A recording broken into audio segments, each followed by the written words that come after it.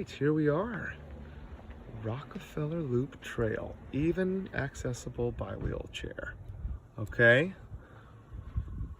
0.6 miles, half a mile. You got this is grade of your slope, your running slope, your width, and your surface type. Gives you the dimensions if people need specifics. Down here is our rules here for our COVID-19. Maintain social distance of 6 feet or more when walking, hiking, jogging, or biking. Taking soap and hand sanitizer is a good idea always. Don't get together in large groups. Don't shake anyone's hands. Don't get close contact with other people who might be sick. Coughing and sneezing needs to happen in your elbow or with a tissue. You guys know how to do all of that because you go to my classroom and we know the rules.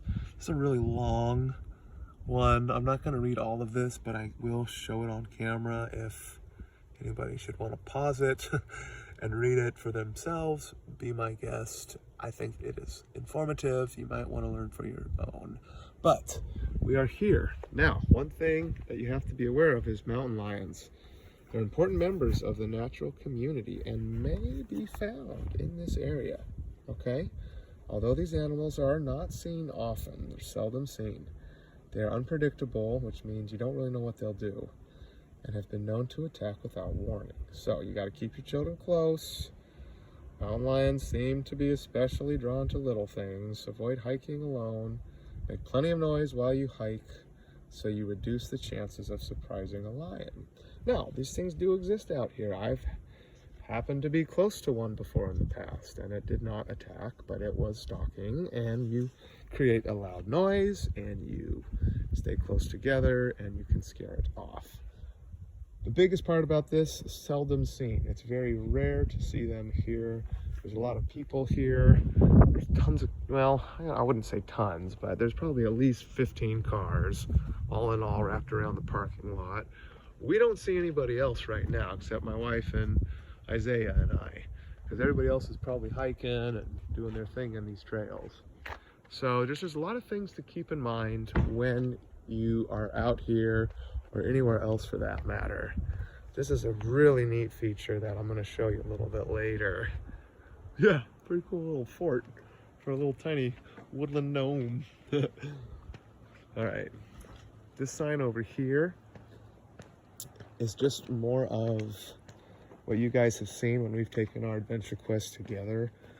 I always stop and read different signs for you guys. So again, I may not read every single sign because I'm going to stick to the quest. I'm going to follow this map. So I will show you in case you want to, read it later. So face masks are required. Good thing we have ours. Rockefeller Forest, sharing the wealth. So John D. Rockefeller, he and his family were very happy with this forest, and they actually donated a lot of money because they were a very wealthy family in America. One of the earliest big money men that our country ever saw came out here and fell in love with this forest. And I want to see a cool picture. There is Mr. John D. Rockefeller and his family. He's actually back here. That must be his son. He's this man in the way back. All right, he's got a whole crew with him. Even got the little little maids. Oh dear, different time. 1926. Now this is John D. Rockefeller, the junior, so his son and the family with Save the Redwoods leaders. All right, cool. Isn't that neat? Yeah, very good. It's beautiful here. All right, so it's just that little guy. Just a little tidbit if you want to zoom in on your little computer screen and pause it and read more about it. Be my guest, guys. Get you all of it here. Okay. Cool. All right, well, we're going to continue with our adventure here, and we're going to follow the quest.